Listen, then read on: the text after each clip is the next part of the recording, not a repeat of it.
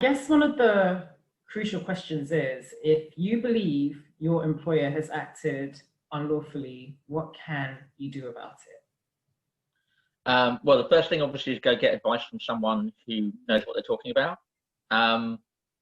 That might be me, might be someone else. Trade union reps, obviously, if there's a trade union attached to your organisation, then they should be involved in the consultation process anyway. But if not, and if you find yourself either dismissed or on notice of dismissal, then you should go to a trade union rep if you have one, or a law centre or citizens advice. Straight away get advice. If you're dismissed for redundancy, then effectively, if you think that decision was unfair or unlawful, then you can bring a claim for unfair dismissal. Okay. Now, unfair as far as unfair dismissal goes, is not what you and I know the word unfair to mean, right?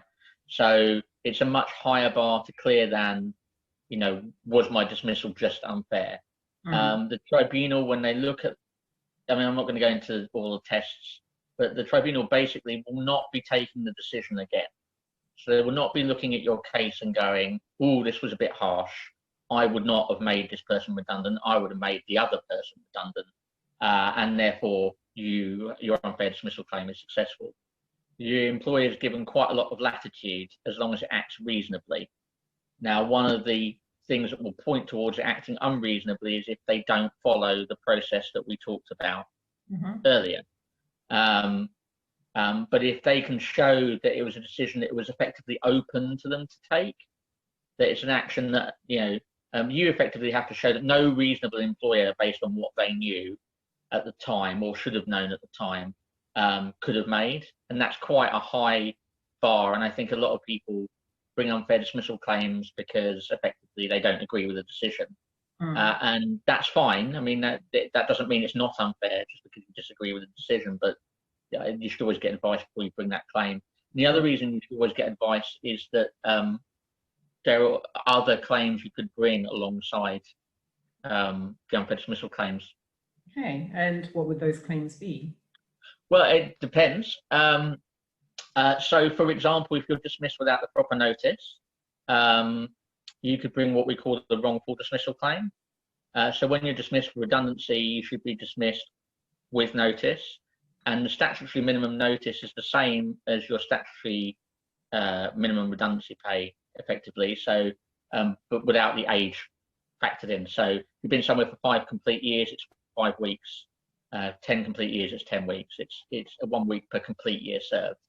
Now, when they give you your notice, is up to them. So you could be selected for redundancy or volunteer for redundancy in November, but not be given your notice until January, February, March, whenever. And then that's when your notice period starts. Sure. It's not enough. And again, I've been through this where I volunteered for redundancy in November and I didn't get my notice until February, which is perhaps why I picked those dates out of the air.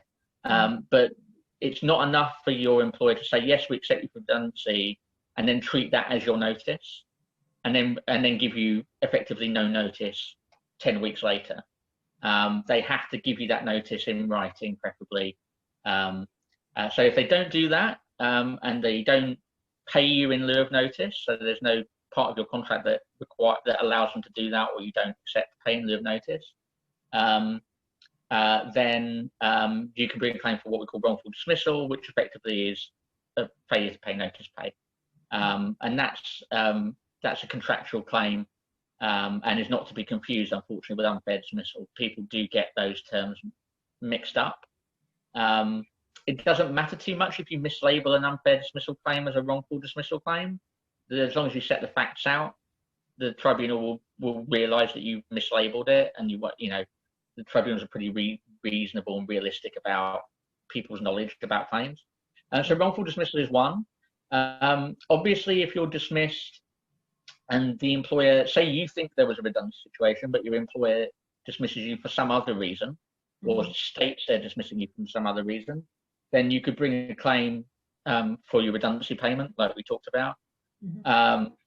So discrimination claim, potentially, that you could bring. I mean, that's not to say that in every redundancy dismissal there will be a discrimination claim, but it's worth, especially if you don't look like me, it's worth considering whether or not that's a fact. There's anything extra that could be attributed to the decision to dismiss. So what do you mean? So it's. If you don't I'll go into that. So it's an act of discrimination. We were talking about selection and, you know, what a fair selection process should look like. So you should know who you're up against. You should be selected for fair reasons. You know, you shouldn't be selected because you support Arsenal, because you don't support Arsenal, because you love a particular TV show or you hate a particular TV show. But specifically, if you're selected for on the basis that you have a protected characteristic, so because of your sex, because of your sexual orientation, because of your race or your nationality, because of your age, then I mean you're not allowed to do that, right? That's discriminatory. And people use the word discrimination in quite a broad way, but the legal definition of it is where you're treated unfavourably because of a particular characteristic. And being selected for redundancy, I think we would all agree, is unfavourable treatment. But there are other ways. I mean, evidentially, you'd have to show that that was the reason you were selected, and that's often going to be quite difficult. But there are other ways. The redundancy process itself or dismissal could potentially be discriminatory. And the reason I'm going to talk about these is that you don't need 2 years service to bring a discrimination claim the same way you do for a dismissal claim. So if you were selected for redundancy because you were black or gay or a woman, then you could still bring a discrimination claim even though you couldn't bring the right to redundancy payment claim or unfair dismissal claim. And you could still get compensatory payment potentially for loss of earnings as a result of the dismissal. So other ways that processes could be discriminatory. If a criterion is applied to selection that applies equally to everyone, but puts you as a person with a particular characteristic at a substantial disadvantage, then that's what we call indirectly discriminatory. And again, I'm not going to go into the definition of what that is. I'm just alerting people to the fact that it's a thing. But I'll give some examples. Sure. So, for example, it's very common to look at absence when selecting people for redundancy. And if sickness absence is a criterion for selection, that obviously puts people with a disability at disadvantage because they're more likely to have longer periods or more periods of sickness absence. Sure. Now, we could do a whole webinar on disability discrimination in redundancy, which we're not going to do. You'll be relieved to hear. But one thing I would say is be very proactive. And it's very easy for me to say as someone without a disability, be very, very proactive if you've got a disability. But you have a right to what we call reasonable adjustments. And that is a right. It is not a privilege or an option for an employer. If there is a reasonable adjustment that can be made to the redundancy process, then the employer has an obligation to make that adjustment, even if you don't know to ask for it. Sure. So if, for example, you don't get advice during the process, but after the process you advise, well, this was just, there should have been a reasonable adjustment here. It wasn't made. It's not a defense of the employer to say, well, they didn't ask for that adjustment, so we didn't make it. They do obviously need to know you have the disability, sure. But they don't have to. It's not a request based right. It's a right that's freestanding. So it might be that in the circumstance of sickness absence, that criterion is disapplied in your case. So if you're up against someone and you score equally on all the metrics, but sickness absence, that doesn't count against you. Or if you tie, so say you score worse than them on sickness absence and they score worse than you on performance, that effectively you win because the sickness absence is disapplied. And there are all other sorts of ways that disability could play into the process, especially if you're on sick leave. But also choosing people based on having done less overtime could potentially be discriminatory. Again, we're talking about what we call indirect discrimination, so that applies to everyone. But women, sadly, are still the main carers for children. that's something that people like me need to do something about. But they're therefore less likely to be able to do overtime because they're going to have more caring responsibilities. So it could potentially be discriminatory to choose someone who's doing less overtime, and that could also potentially discriminate against someone with disability. If their disability means they need to recharge their spoons on a regular basis, and they can't physically do overtime, then that's potentially the case. And with all these objective criteria that apply to everyone, the employer can defend it on the basis that it's a proportionate means of achieving a legitimate aim. But if you raise the fact that you think it's discriminatory early in the process, which is why getting advice early in the process is really important, then they're more likely, even if they don't agree with you, they might do what you want just because they don't want the hassle of you maybe bringing a claim at the end of it. So it's always worth pointing out those things. And first in, last out is the other thing, just lastly, that I'll say. So if you base it on length of service, obviously a 25-year-old is not going to have 20 years service unless it's a particularly disreputable employer. So if you do purely a service-based criterion for selection, there's a possibility that will be discriminatory on the basis of age. Again, there's a justification defense, and actually first in, last out is probably the weakest of the examples that I've given, because an employer will say, well, it's reasonable for us to reward loyalty or to retain people who have done the role for longer, who therefore we know are more likely to stay in the role, and so we don't have to recruit in 6 months, but also are just more better at the role because they've done it for longer. So it is important, like I said, to both assert those arguments, but also to be prepared that the employer might say, we get this puts you at a disadvantage, but actually we've got good reasons for doing it.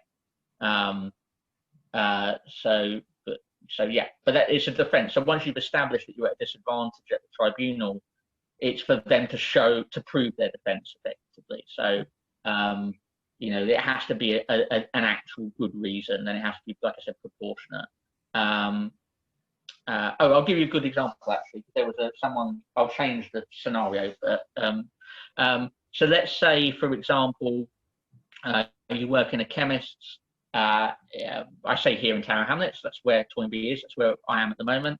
And you're a white British person who doesn't speak Bengali, okay? Your colleague, there's two of you doing the same job. Your colleagues from India, they do speak Bengali, and you get selected for redundancy because you don't speak Bengali. Speaking Bengali is a criterion for retention or scores you more points, because a lot of these will have points-based systems. Now, obviously, being a white British person, it is a lot less likely you're going to be able to speak Bengali. So that puts you at a substantial disadvantage. But in an area where a lot of customers will speak that language and potentially won't speak English as a first language or possibly at all, it's very likely that your employer will be able to show that it's proportionate for them to employ the person who can serve the most customers as possible in the best way possible. So it's proportionate. It's a legitimate aim to want to serve their customers effectively, especially if you're somewhere like a chemist's, where getting information wrong could potentially be harmful or even life-threatening to the person you're talking to. And it's proportionate to select the person best able to do that, especially where that's the only material difference between the two people. Obviously, I'm always a bit leery when white men come to me and say I'm being discriminated against, but potentially, it could be that policy could be discriminatory. So that's a good. Language-based ones can be discriminatory, but there's also quite often a good defence the employer should bring. So again, if you're going to rely on that, you need to be getting advice before bringing a claim, because in that scenario, I think the claim would probably be quite weak. Sure. And like I said, you've got the evidential problem with direct discrimination, where it's explicitly because you're black, or because you're a woman, or because you're straight. I just want to say maternity very quickly, if I can. So if you're on maternity or paternity leave, although suspiciously it does tend to be women on maternity leave and not men on paternity leave or shared parental leave, you shouldn't be selected for redundancy at all. unless there's no suitable alternative. So even if the person, say you got two, I don't know, plumbers, I don't know why I always pick plumbers, but say you got two plumbers, one's a woman on maternity leave, the other one is a woman not on maternity leave, or a man and not on parental leave. Even if the one on maternity is the weaker plumber, and if they were at work, they would be the one that would get selected. It's the other plumber that should be made redundant, and that seems really unfair to that other person.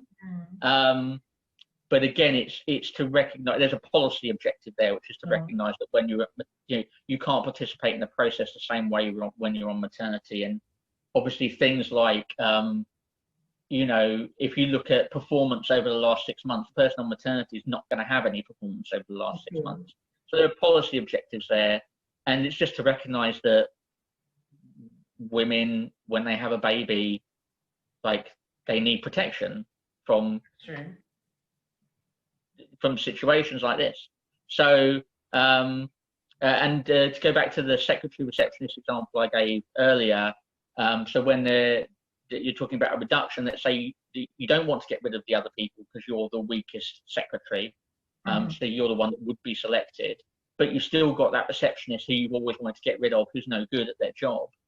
Then again, the person on maternity would bump that receptionist out of their job potentially.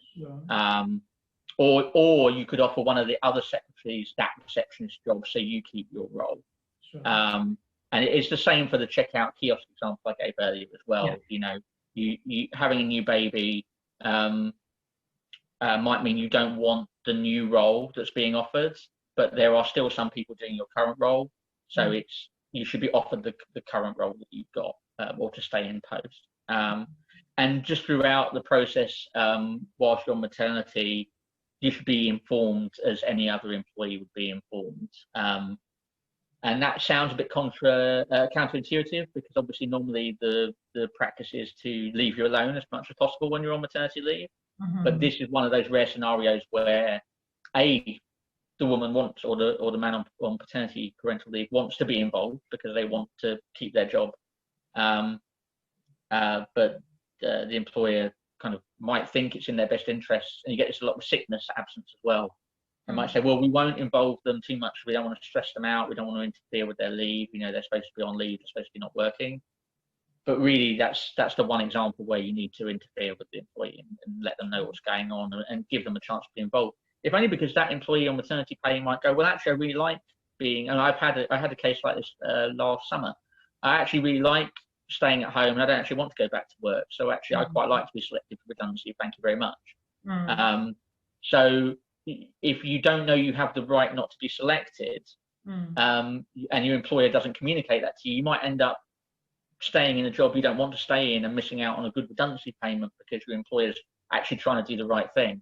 And there are scenarios like that where knowing your rights actually stops you from your employer doing what they think is the right thing for you, but actually is the wrong thing for you in the circumstances.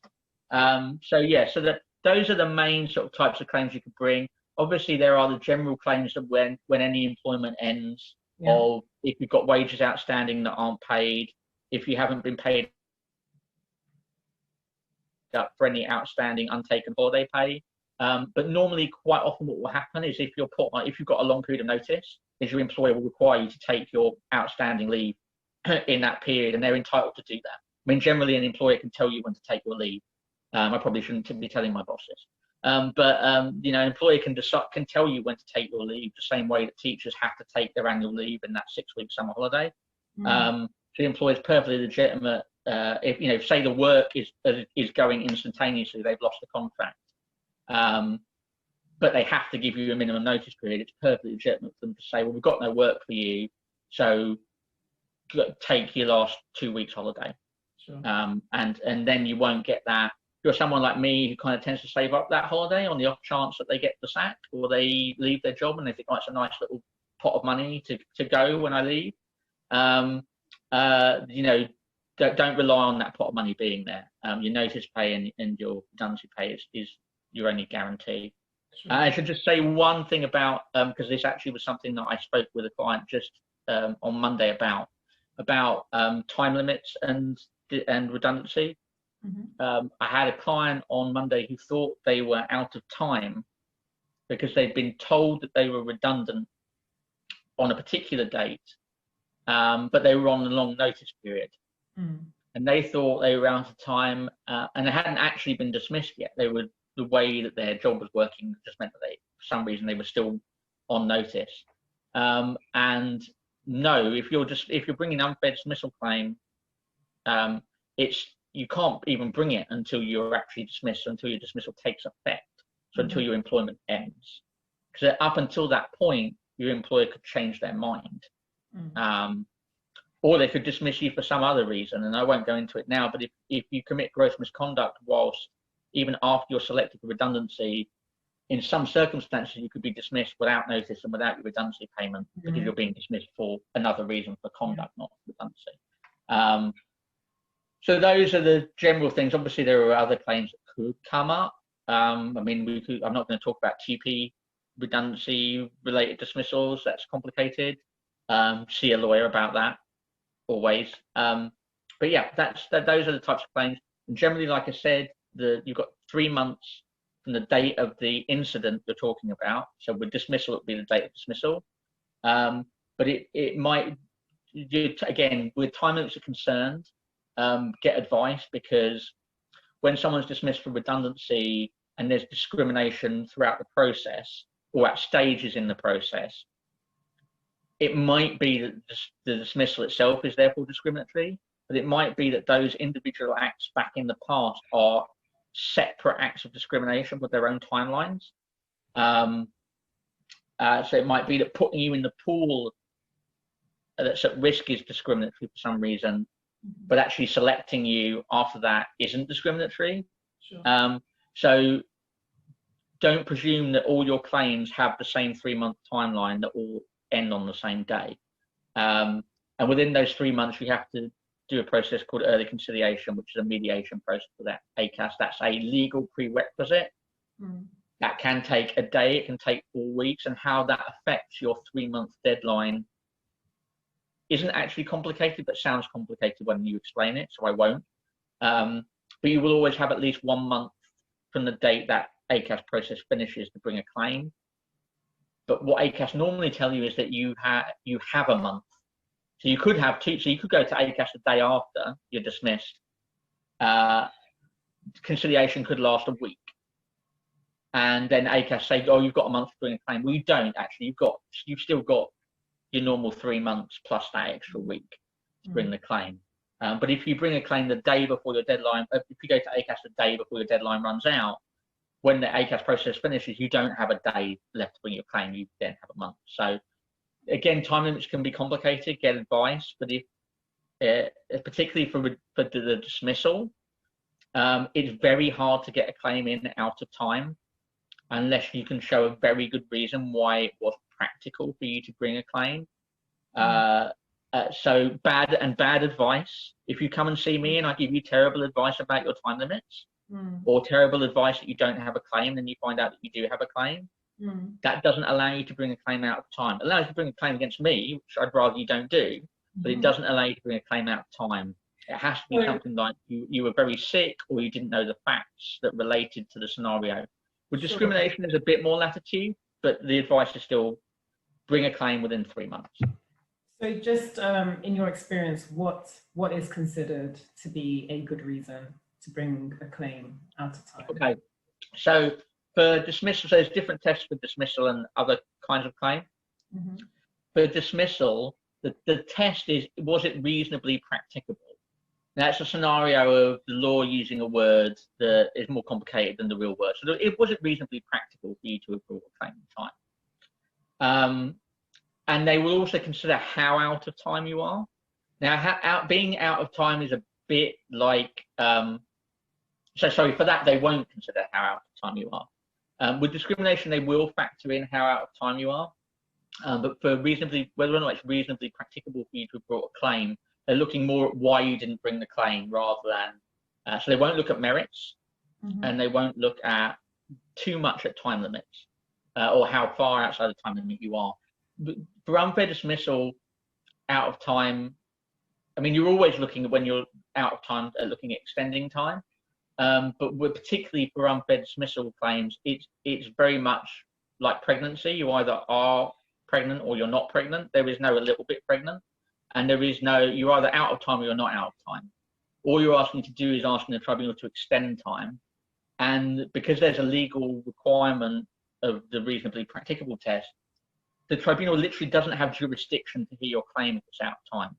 So the tribunal doesn't have latitude to go, well, we really like this claim, or we think this claim was a great claim. So what's reasonably practicable? How is it not reasonably practicable? Well, the first, I mentioned one earlier, which is if you don't know the facts. So if you don't know the facts, that will affect the timeline anyway. But if, for example, you knew you were dismissed for redundancy, but you didn't know that there was a secret criteria that was discriminatory, or that was otherwise poisoned the process. So you didn't know that so again, I'll give an example from the other day. I had a client the other day who they were pretty convinced that their line manager was actually controlling the redundancy process because they had a really bad relationship and was even though they weren't supposed to be involved, it was supposed to be an HR controlled process. So you might not know, so she thought that was going on, but let's say you had no knowledge of that or no reason to know. So you had no reason to think it was unfair because you thought, well, it looked like a fair process, but actually you then learn someone else was maneuvering behind the scenes and doing all sorts of unfair things. That would make it not reasonably practicable. But normally you're looking at, when I say to clients, I normally give things like, nuclear holocaust, attacked by a giant octopus. Like, it's not going to be, well, I didn't fancy it, or I didn't have the time, or I had other things going on. Those are all perfectly legitimate reasons not to bring a claim, but they're not reasons for the tribunal to extend time. Normally, it will be related to illness, or disability.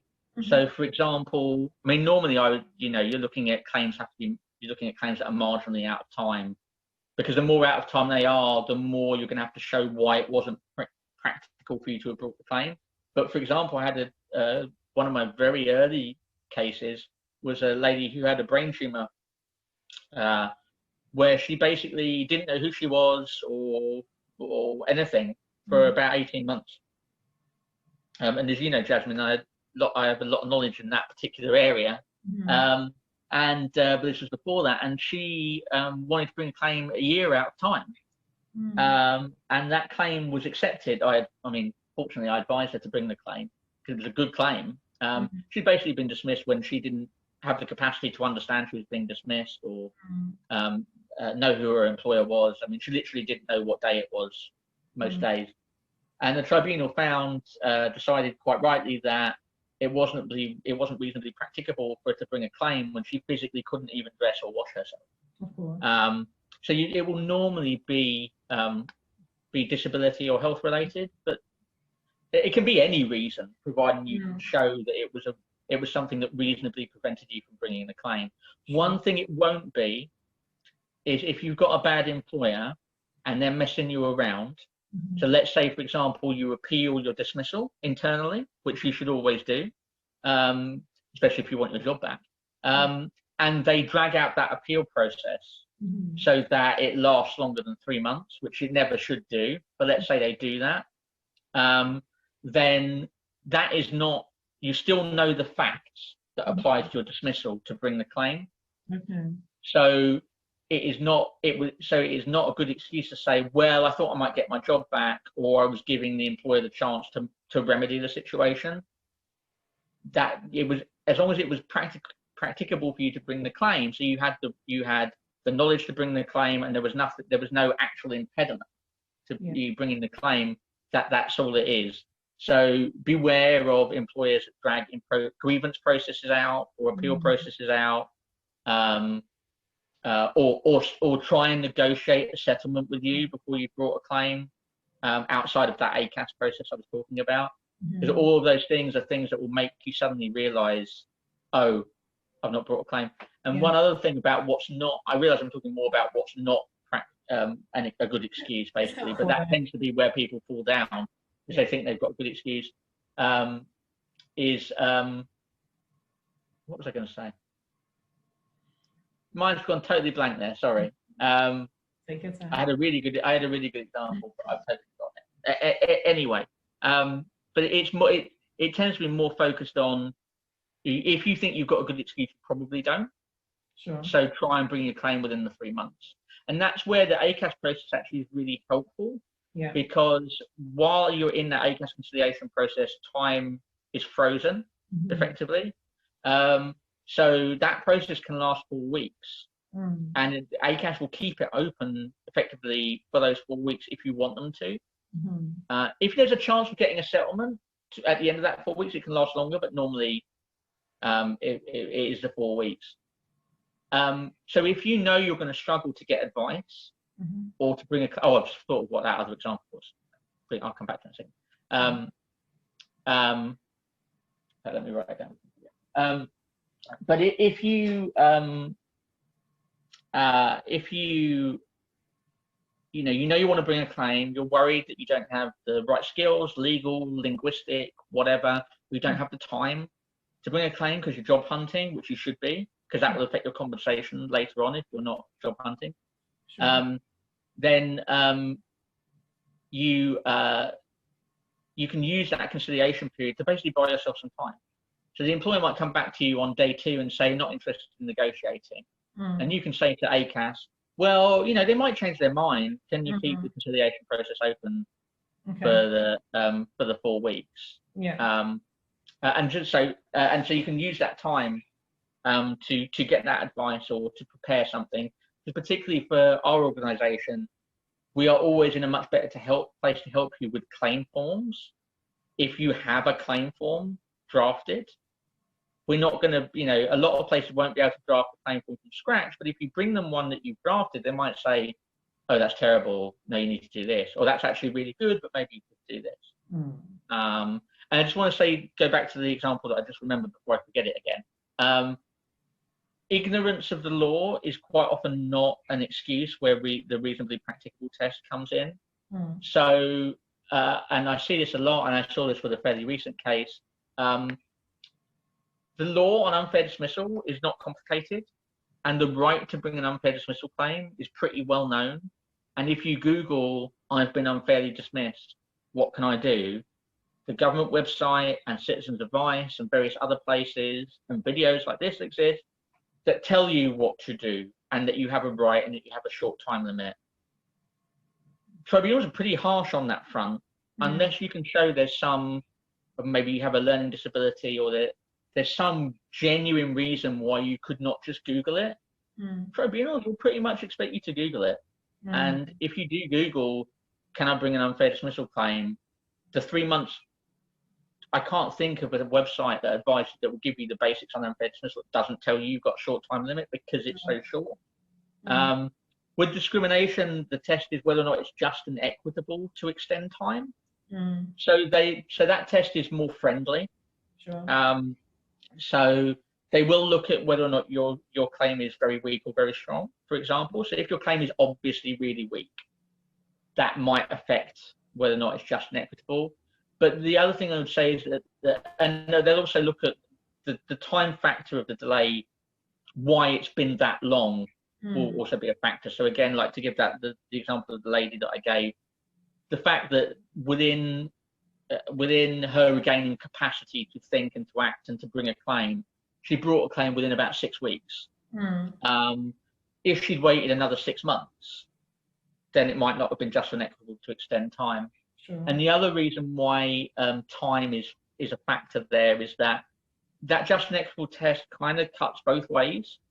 So employers, one of the reasons for the time limits being so short, and you can argue about this policy point or not, is that employers should have the right or are given the expectation that after 3 months, they can presume no claim has been brought and then get on with their business, right? They can plan their business without having to worry about whether or not they have to set aside money for a compensation claim or the time to defend a claim. So the longer the delay, the less likely it is a discrimination claim will get in. Partially because the employer will have moved on, they might not have the same documents. So the employer might argue it's unfair to them boo-hoo to bring a claim so far out of time.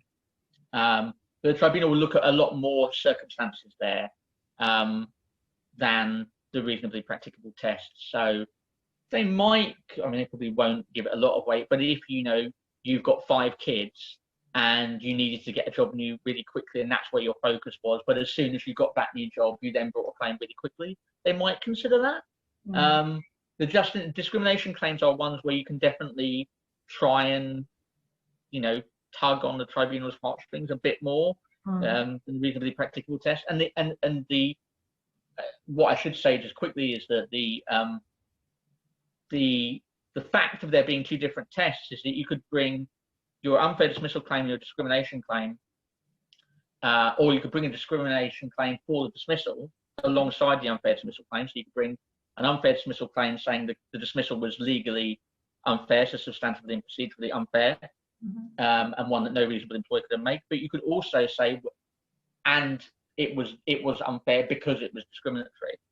Sure. And the unfair dismissal claim might not get in out of time because it wasn't reasonably practicable to have brought, or it was reasonably practicable to have brought the claim. But the discrimination claim might get in because it's just inequitable to extend time. So even if you think that one of your claims is going to be out of time, that doesn't mean don't bring a claim. And bringing a claim is still free. The government kind of threatens every now and then to stop it being free. But if your claim is brought and it's out of time and it's struck out at an early stage of being out of time, you won't have to pay a fee to bring it. You won't have to pay a hearing fee for the preliminary hearing or the case management hearing where it's struck out. Yeah. And you likely won't have to pay the other side's costs. Costs are very rare in the tribunal. So, I mean, get advice first, but it may well be that the advisor, depending on how much of a maverick or how much of a stickler for, the tribunal's time being well used they might well say, well, look, it's probably out of time, but if you don't bring a claim, you definitely won't get anything. So bring it. It's for the respondent to say it's out of time and to apply for it to be struck out, or for the judge to say, no, this claim is out of time, I'm striking out on my own motion. So, yeah, so that's roughly the process. And I should actually say, don't expect it to be quick. I'm seeing people telling me that they've lodged claims that are being listed for February and January of 2022. So there is no quick fix to you being done out of £10,000 of redundancy money. Unless you can settle that claim either before or during the process, it's quite likely that you will be waiting a long time to get that money. Okay, that's good to so know. That might mean your reward ends up being bigger, but that's no good to you if you need to feed yourself and your kids for the next 6 to 12 months. So that's why pushing for settlement is really important. Various types of